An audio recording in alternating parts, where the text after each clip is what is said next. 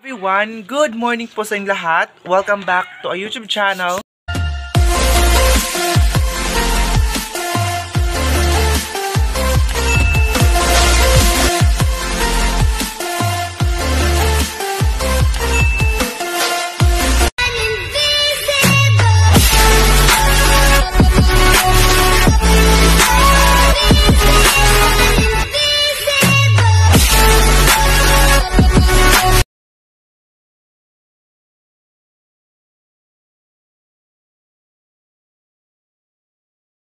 This video sa mga bago pa sa akin channel, please huwag po kalimutan mag-subscribe, notification bell para ma-update ko kasi mga videos, and don't forget to like, share, and comment guys. Maraming salamat po. So ngayon kasama ko yung ate kong ingay ng mga manok dun sa baba, hindi ko alam kung bakit. Sumanguha sana tayo ng mga, ayan o, mag-adobo sana tayo ng kangkong mamaya siguro kasi hindi pa nakapangisda si Papa guys. Kaya maganda talaga kapag may mga tanim-tanim kasi kapag wala hindi nakapangisda ay, ayun na, pwede tayo makakuha dito sa likuran. And then, siguro bukas, kasi busy pa si Papa ngayon. Bukas na kayo pupunta doon sa sakahan para sa paglagay natin ng mga kawayan or bahay-bahay doon sa ating mga pananim doon. Parang matagal hindi tayo nakapunta doon, day. So, bibisitahin natin siya kasi mataas na po yung ano guys, mga mais natin. So, medyo mainit na siya kasi nakapalibot na yung mga maisan doon sa ating tinutulugan dati na trapa lang ang dingding niya. So, yun. And ay yung ano natin, baby ay kumain na din at pinainom ko na. And then ngayon yung ate ko naglabada siya, day. Ilang araw na itong labada. Ang daming labahan nila, day. So ngayon na maghihilamos muna ako kasi hindi pa tayo naghilamos. And ito yung ano namin, oh, tubig na pinapalinaw, pero hindi pa talaga siya medyo malinaw yung tubig kasi medyo malabo ang tubig ngayon dito.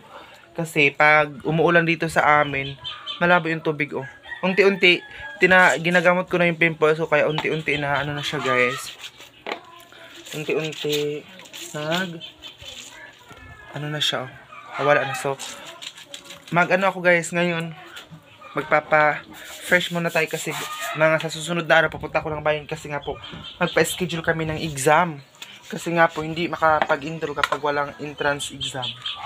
So, kaya need kong pumunta doon sa bayan and magpasa ng mga requirements and para din makapag-schedule na tayo ng exam natin. Para sa enrollment, wala na po tayong problema. Kaya, ngayon, tayo para pagpunta natin sa school, hindi naman tayo para tayong, ano guys, lusyang na lusyang. Kaya, maraming salamat talaga sa mga sumusuporta sa vlog ko. And sana guys, share nyo ang vlog natin at saka huwag nyo skip yung mga ads. Maraming salamat talaga sa mga nanonood palagi. So yun guys, dito tayo kukuha sa malinaw na tubig kasi ito bago lang ito pinapaawas. Hindi na kami nahirapan dahil meron kami water hose. Hindi na dati na magkabuk-kabuk pa lang doon sa medyo malayo na talaga. Ayan. Hindi na kami, pag may CR na kami guys dito sa taas, hindi na kami may problema sa tubig kasi may water hose na po kami. Itong sipon ko hindi pa rin nawala. Kaya hilamos muna tayo guys. Para fresh tayo. Tapos, ganito tayo. Sabon. Hinahati-hati namin yung sabon guys para matagal siyang maubos kasi ito sa amin mga ganito, walang mga binta na sabon. So, kaya hinahati-hati namin siya. Matagal, medyo malo kasi kami pag pumunta ng bayan, matagal. So, update pala guys, hindi pa rin natin nakukuha yung sahod natin sa YouTube. Dalahan sa banlo, kaya ang doon magkiskisay ko. Ang kau, ang ani? Ang itapsa nga ng kiskisay? Badang sa, sige. Palihog. Medyo mainit nga lang ngayong panahon ngayon guys. Kaya hindi muna tayo maglabas-labas. Siguro bukas na kayo pupunta doon sa sakahan kami ni Papa.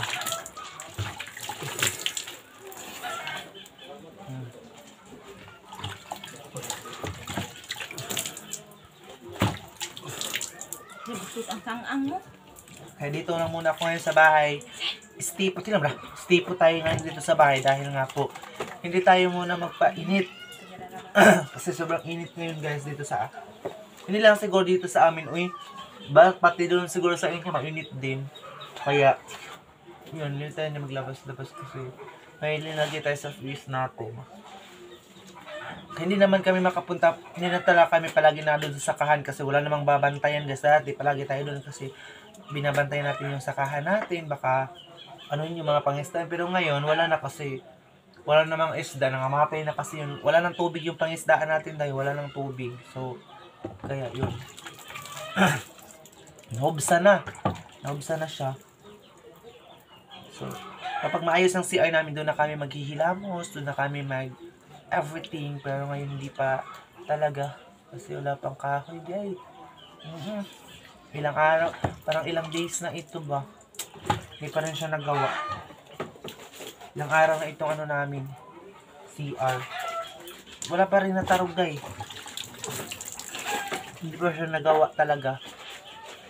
Hindi ko alam kung kailan na naman ito magagawa. Kasi hinihintay talaga namin yung kahoy namin na magawa na. Kasi para maayos itong mga lagayan na ito guys, ilalagay na namin doon. Ito katulad nito. O yan, ilalagay namin ito doon tapos paayos namin ito dito guys. Kasi itong dito, temporary pa lang ito. Lalagyan din ito ng mga lagayan doon kapag maayos na talaga yung doon sa gilid. Para hindi siya medyo mabulok agad, papasemент po namin yan doon sa parang 3 semento lang naman siguro magas, 3 sako guys. Parang tag 200 plus, hindi ako sure, comment kayo kung parang tag 200 plus naman siguro yung sako ng semento. Ang balas, yung parang siyang malit na bato ay sabi ni mama kami lang daw ang kukuha para hindi na medyo malaki ang gastos doon sa kinukuha na mama natin Aileen. Kasi yung mama natin Aileen, sila na lang din ang kumuha. 100 sacks guys, di ba? Sila lang din ang kumuha. Pero 2 araw po yun nila kinuha. Kasi sobrang ano na dito sa amin, sobrang hubas na ba yung pawalan talaga yung tubig dahil sa init. So ang Agos ng River parang mabaw na lang kaya doon na kumukuha ng mga balas. Pero hindi dito sa amin ha, doon medyo malapit na din sa bayan kumukuha. Ang gastos na lang talaga gasolina at saka yun sa pagkain mo. Yun lang talaga magagastos. Ayun na guys, ang ate ko gabi ka chismosa. Nangutang ko. Hilam na. Sige, wala para. Mablagan ka. Hilam na. Ay, sorry guys ha. Sinisipon talaga ako ngayon. Ayun na. So, tingnan nyo guys. Ang daming bunga ng sitaw, day. Super. Ang daming bunga ng sitaw, oh. Kauntan kaya dyan? So, mag-aadobo kami mamaya ng sitaw, oh. Sobrang daming bunga. Diba? Ang surrounding namin guys ay nakapalibot ng mga gulay. Gulay guys, oh. Daming gulay, day. Doon, wala pa talagang siguro. Miski na doon lapit ang CR, doon na may area na doon. Dito para siyang stock room. Stock room? Tama ba yung mga lagay ng mga ganito, mga baldi. Tapos dito yung labahan at saka palagon. Pero don't worry guys sa mga nagsasabi na pasemento lang naman. Pero hindi naman medyo maalaw guys. Kasi parang 2 sako lang dito ang magagastos. Kasi maliit lang naman siya, oh, itong labahan natin. Diba?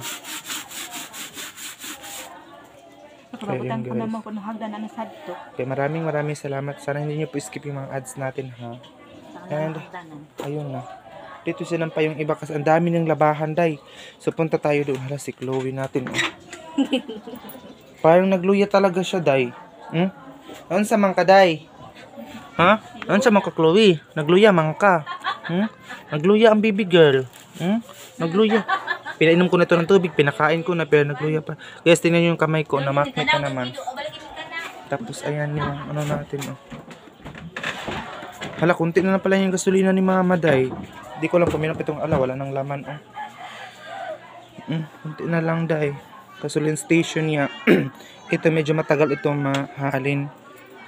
Benta. Ang daing na kapitbahay namin, oh.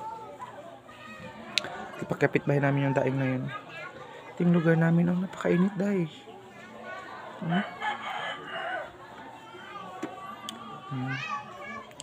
Sobrang tirik ng araw ngayon.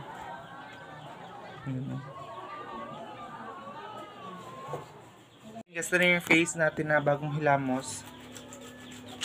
Ayan, nagkinlaw-kinlaw na siya. Diba?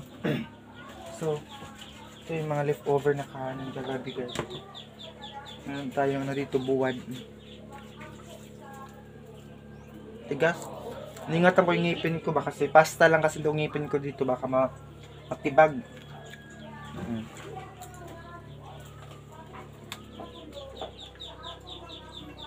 Kain tayo.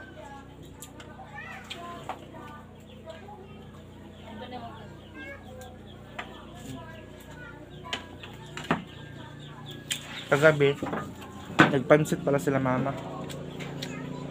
Tsaka sa taas. Nagpansit sila kagabi. Si Papa naguro yan.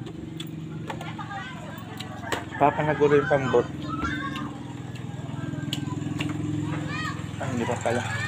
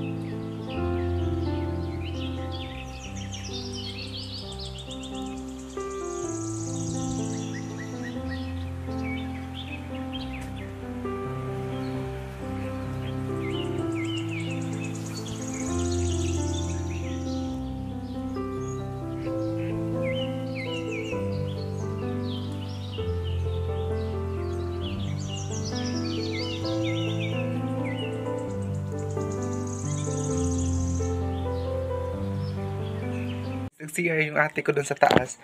Is na nagbablog ako, hindi natapos kasi pinapa-alis niya ako doon kasi nga mga labahan pa yan, day. Nakasambay lang doon kasi labahan pa yun siya. Ay, mga trapo naman ito, mga pasahan. Dinalaban din ng ate ko. So, wala. So, dito na rin ang ano namin, guys, kasi medyo malaki-laki pang ano namin, guys. Oh, extension kasi ito dito. So, yun na nga update, guys. Kanina nasabi ko na hindi pa rin nakukuha talaga yung sarili kasi dito sa bayan, dito sa lugar namin walang bangko, medyo malayo. So yung pag uwi namin dito, guys, is wala hindi kami naka-withdraw pa rin. Kaya sabi ni mama na kailan ka pa talaga maka-withdraw. Sabi ko hindi natin alam kasi hinihintay ko pa talaga yung email ni YouTube para makapag-withdraw, para sa hindi pa pala nakapanood nung vlog natin nitong nagpunta kami sila mama sa bayan. Alam niyo ba, sobrang masad talaga din ako sa sitwasyon ni mama na imbis na guys, itong mga sinampay na ito mga mga labahan pa yan ngayon. So yun na nga, guys, yung ate ko din doon sa Surigao, nangumusta na rin kung okay lang ba yung namin dito buhay. Sabi ko merong kunting problema. Sabi niya yung problema, yun na nga, guys, nawa talaga din ako kay mama nung ang dami niya niyang kinuha mga okay, especially yung mga punda talaga. Kasi nga po, mahilig siya sa mga punda, sa mga unan, at saka lalo na mga kortina. Ay, Diyos ko, super ikakasaya talaga niya yung mga ganong mga bagay. So, ayun na, punta na kami, akala kasi namin that time, kasi palagi naman kami every last of the month po talagang sahodan sa YouTube. Pero yun na nga, yun lang talaga na time ang hindi tayo nakakuha ng sahod natin sa YouTube dahil nagsabi na your payment didn't go through. So I am so talaga sad talaga ako that time kasi sobrang excited pa naman ni mama. Si mama talagang iniisip ko nung time na yun kasi nakauwi siya, sabi niya wala akong dala. Pero masaya din ako, guys, kasi nakauwi na kami ng kapatid ko at saka graduation niya, nakagraduate na siya. And makasabay na kami ng pag-aaral. Then siguro mga June 6 ata or 7 ay pupunta na kami doon sa baka ako lang mauna kasi magpapa-schedule kami ng exam namin. Yun na nga, sinabi ko na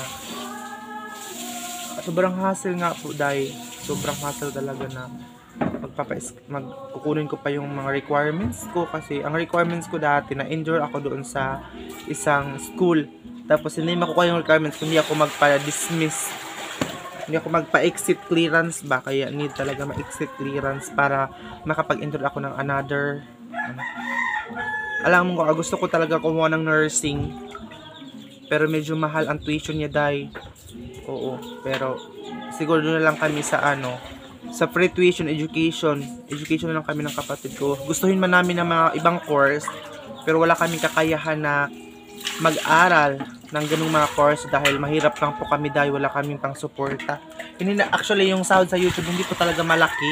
Baka sasabihin niyo malaki yung sahod sa YouTube. Pang ano lang talaga ito, pang tama-tama lang talaga sa bahay. Kaya, hala, gawa ang pato na eh. Ang dito pa hato. Sabagay, ano yan ba? Ang ina nila, liwa. So, yun na nga, alam nyo ba, na iniisip ko palagi kahit na mag-aaral ako yung parent ko kasi education talaga is the key to success. Pero hindi naman talaga lahat siguro, 'di ba? Sa sipag at tiyaga mo lang 'yan. Pero mas maganda talaga na may matapos tayo ng pag-aaral natin.